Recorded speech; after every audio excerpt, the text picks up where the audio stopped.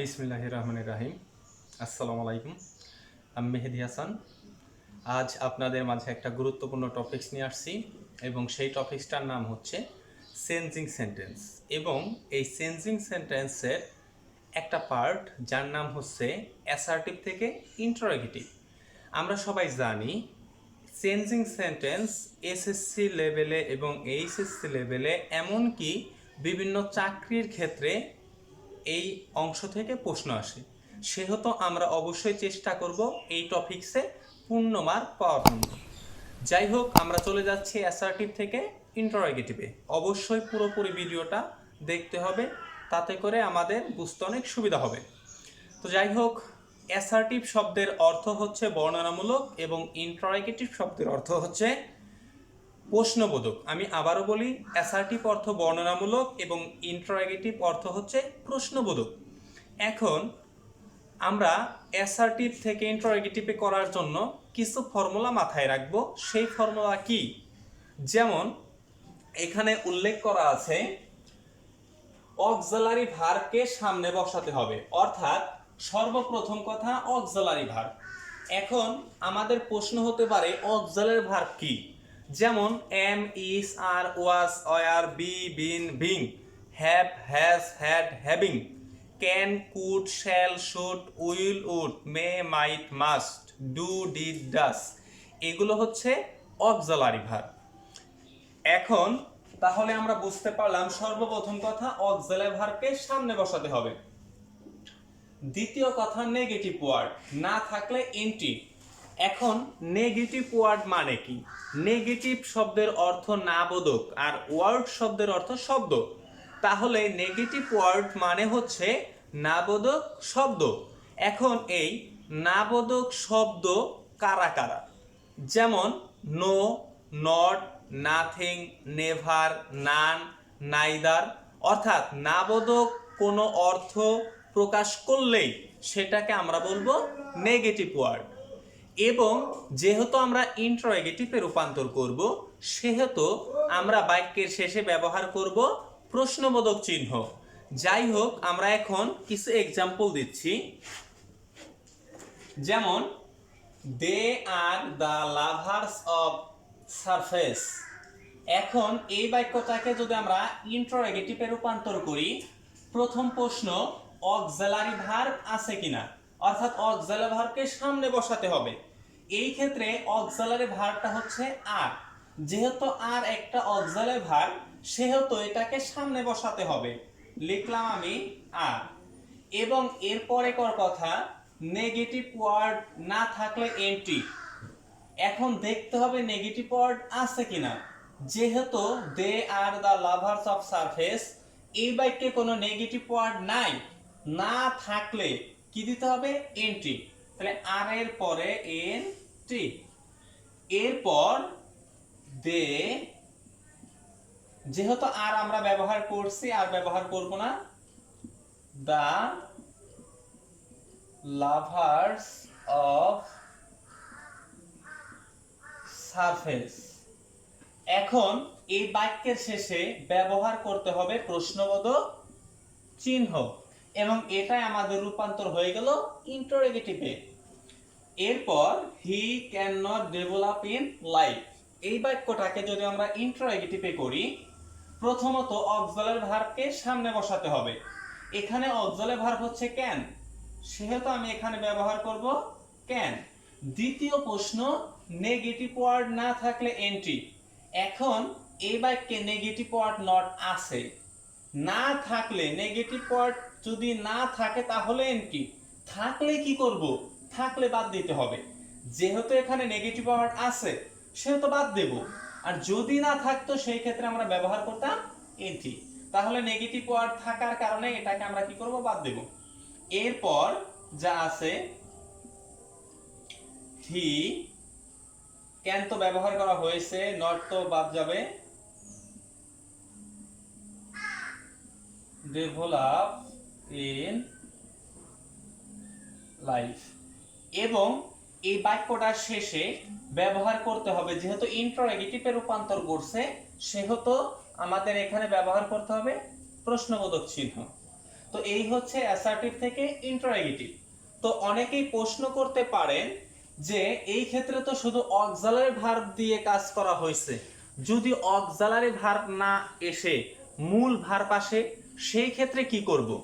সেই ক্ষেত্রে আমরা মাথায় রাখবো মূল ভার্বের ক্ষেত্রে ভার্বের সাথে যদি এস বা ইএস থাকে, আমি আবারও বলি ভার্বের সাথে এস বা ইএস থাকলে ব্যবহার করব ডাস, এবং ভার্বের পাস্ট ফর্ম হলে ব্যবহার করব ডিড, এবং প্রেজেন্ট ফর্ম হলে ডু। আমি আবারও বলি ভার্বের সাথে অর্থাৎ মূল ভার্বের সাথে এস বা ইএস থাকলে ব্যবহার করব ডাস, ভার্বের পাস্ট ফর্ম থাকলে ব্যবহার করব ডিড, এবং প্রেজেন্ট ফর্ম থাকলে ব্যবহার করব ডু, এবং বাকি নিয়ম আগের মতোই। তাহলে আমরা কিছু এক্সাম্পল দেই। আমরা অবশ্যই একটু লক্ষ্য রাখি, যেমন রূপলাল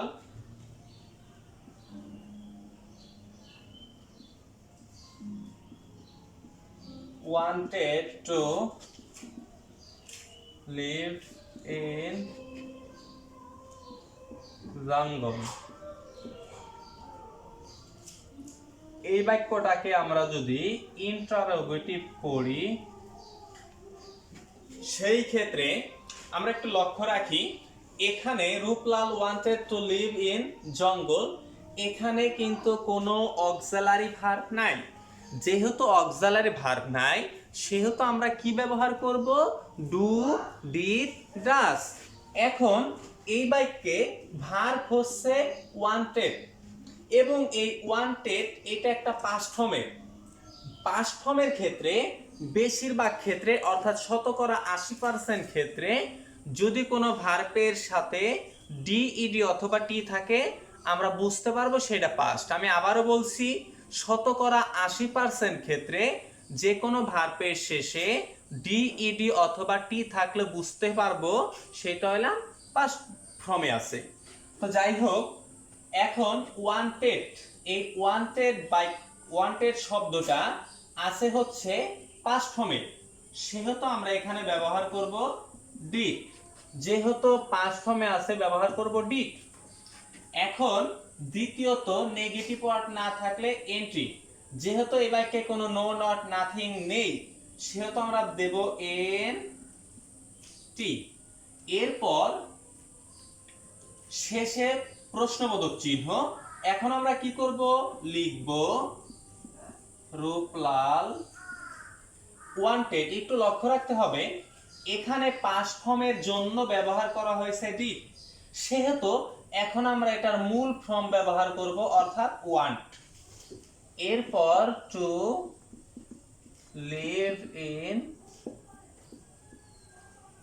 জঙ্গল, এবং বাক্যের শেষে আমরা দেব প্রশ্নবোধক চিহ্ন। আমি আবারও বলি, এখানে ওয়ান্টেড পাস্ট ফর্ম হওয়ার কারণে আমরা ডিড ব্যবহার করেছি। যেহেতু ডিড ব্যবহার করেছে সেহেতু এটার প্রেজেন্ট ফর্মে এখানে বসাতে হবে। আবারও বলি, এখানে পাস্টের জন্য ডিড, কিন্তু এর পরবর্তীতে ব্যবহার করতে হবে হলো প্রেজেন্টিভ। যাই হোক, এই হচ্ছে বাক্য। তবে যদি কখনো এখানে ওয়ান্টেড না দিয়ে এখানে থাকতো ওয়ান্টস অর্থাৎ এস বা ইয়েস, সেই ক্ষেত্রে আমরা ব্যবহার করতাম ডাস। সেটা কি রকম হতে পারে? যেমন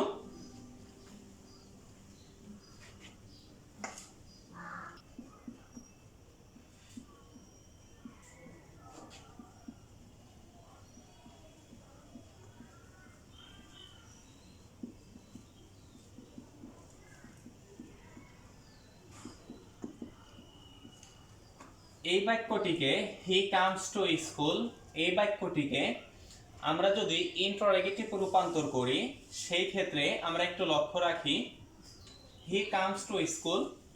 তো প্রথমত অক্সিলারি ভার্ব, যেহেতু আমাদের এখানে অক্সিলারি ভার্ব নেই সেহেতু আমরা ব্যবহার করব do, did, does.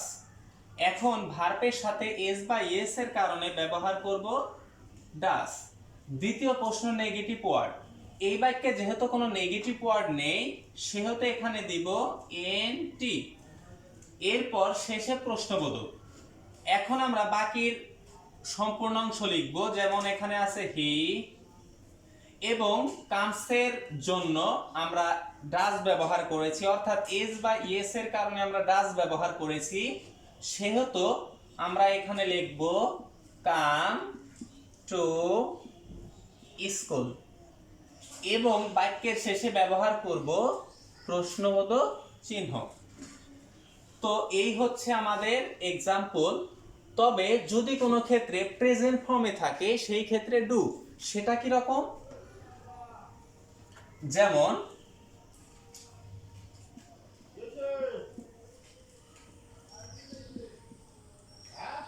they realize the matter.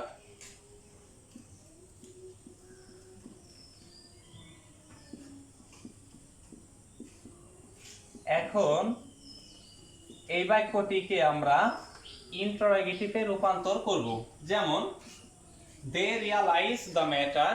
তো প্রথমত অক্সালের ভার্ব, এই বাক্যে কোনো অক্সালের ভার্ব নেই।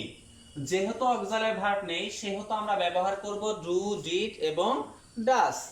যেমন এখন এখানে ভার্বটা হচ্ছে রিয়ালাইজ। রিয়ালাইজ যেহেতু এটা প্রেজেন্টে আছে সেহেতু আমরা এখানে ব্যবহার করব ডু। দ্বিতীয়ত নেগেটিভ ওয়ার্ড না থাকলে এনটি। যেহেতু এই বাক্যে কোনো নেগেটিভ ওয়ার্ড নেই সেহেতু আমরা দিব এনটি। এরপর শেষে প্রশ্নবোধক। তবে আমরা বাক্যের পূর্বের কাজগুলো শেষ করি। দে রিয়ালাইজ দ্য ম্যাটার এবং শেষে দেব আমরা প্রশ্নবোধক চিহ্ন। তো যাই হোক, এই হচ্ছে অ্যাসার্টিভ থেকে ইন্টারোগেটিভ রূপান্তর করার ফর্মুলা। অবশ্যই আপনারা বাসায় থেকে প্র্যাকটিস করবেন, এতে করে সম্ভব হবে এই টপিকসে পূর্ণ মার্ক পাওয়া। যাই হোক, আজ এ পর্যন্ত।